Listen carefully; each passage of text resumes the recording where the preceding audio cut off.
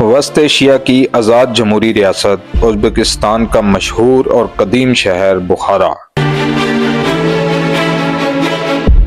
یہ وادی آمو کا شہرہ آفاق شہر ہے جو وسط ایشیا میں صدیوں تک اسلامی علوم، تہذیب اور تمدن کا مرکز رہا ہے۔ بخارا کی تاریخ تقریباً 2500 سال پرانی سمجھی جاتی ہے۔ یہ علاقہ قدیم زمانے میں سغدی تہذیب سغدائن سویلائزیشن کا حصہ تھا۔ سغدی لوگ مشہور تاجر تھے اور ریشم روڈ، جس کو ہم سلک روڈ کہتے ہیں، کے ذریعے چین، ایران اور روم تک تجارت کرتے تھے۔ اس وقت بخارا میں زرتشتی مذہب رائج تھا۔ 7ویں صدی میں عرب افواج نے وسط ایشیا کی طرف پیش قدمی کی۔ 709 عیسوی میں اموی جرنیل قتیبہ ابن مسلم نے بخارا فتح کیا۔ اسلام کے پھیلاؤ کے ساتھ بخارا ایک اسلامی شہر بن گیا۔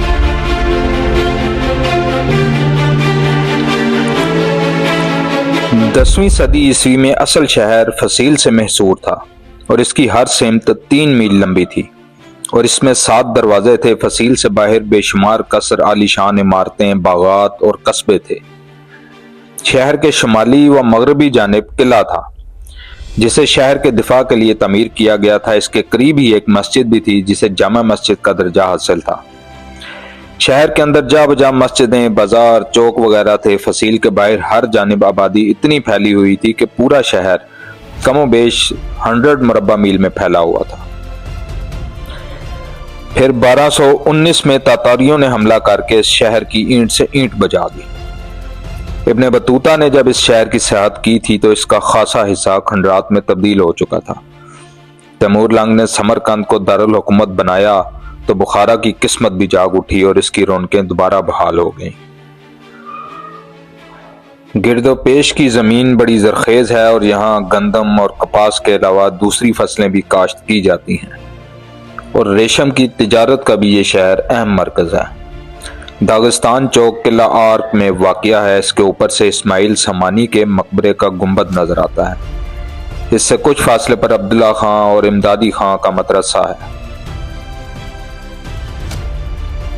اور ذرا آگے چلیں تو عظیم الجثہ قلیان مینار، اسے 1000 برس قبل تعمیر کیا گیا تھا اور آج بھی یہ مینار بخارا کے ماضی کے انمٹ نقوش کو اپنے اندر سموئے ہوئے نظر آتا ہے۔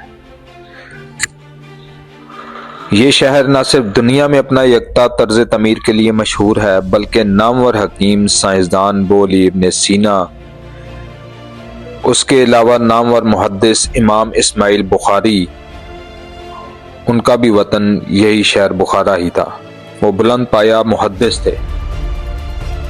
ان کی حدیث کی مشہور کتاب بخاری شریف یا الجامع صحیح کو حدیث کی کتب میں سے فوقیت حاصل ہے۔